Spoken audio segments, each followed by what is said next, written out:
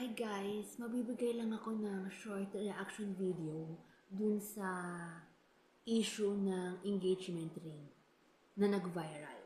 Ito yung issue tungkol dun sa ring na binigay ni boyfriend kay ate mo girl nung nag-propose siya. But eventually, dahil nga sa hindi naman masyadong mahal yung engagement ring, kinuwestiyon ni ate girl yung worth niya as a girlfriend. And bukod doon, nag-post din itong si girlfriend na reaction niya sa Facebook tungkol dun sa binigay na engagement ring ng boyfriend.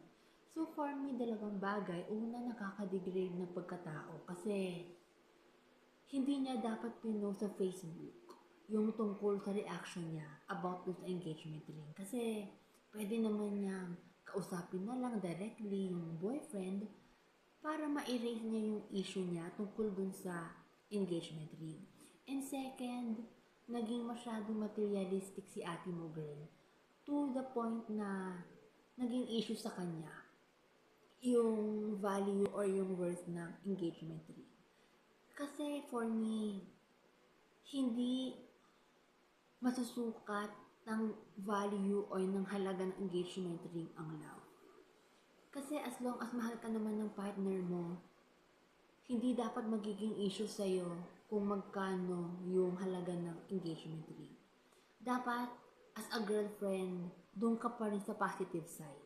Kasi, I believe naman na may reason si boyfriend kung bakit ganun kamura yung engagement ring na binigay niya.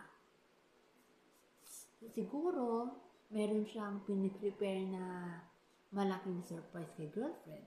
Or, pwede rin namang bongga yung pinaplano nilang wedding. Or, possible rin naman na mahal yung wedding ring na ibibigay ni boyfriend kay girl. So, ang opinion ko lang sa issue na to is, ako ang nanghihinayang sa 8 years na pinagsamahan ni boyfriend and ni girlfriend kasi dahil lang sa not so expensive na engagement ring is naging way yon para putulin ni boyfriend kung ano man yung meron sila ni ate mo girl. Naging eye-opener yung pinost ni ate mo girl sa Facebook para i-cancel ni boyfriend yung wedding and para makipaghiwalay siya dun sa girl. So for me, sobrang nakakapanghinayang lang kasi hindi biro ang 8 years. And hindi lahat ng couple is dumadaan sa ganong katagal ng relationship.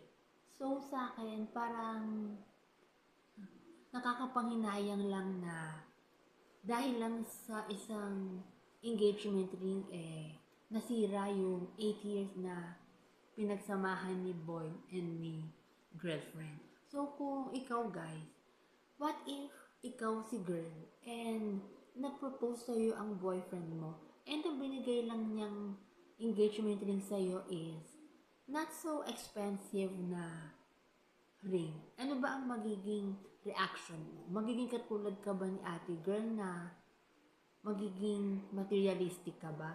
Or ma-appreciate mo kung magkano man yung kayang ibigay or kung ano man yung ibibigay sa'yo ng iyong boyfriend.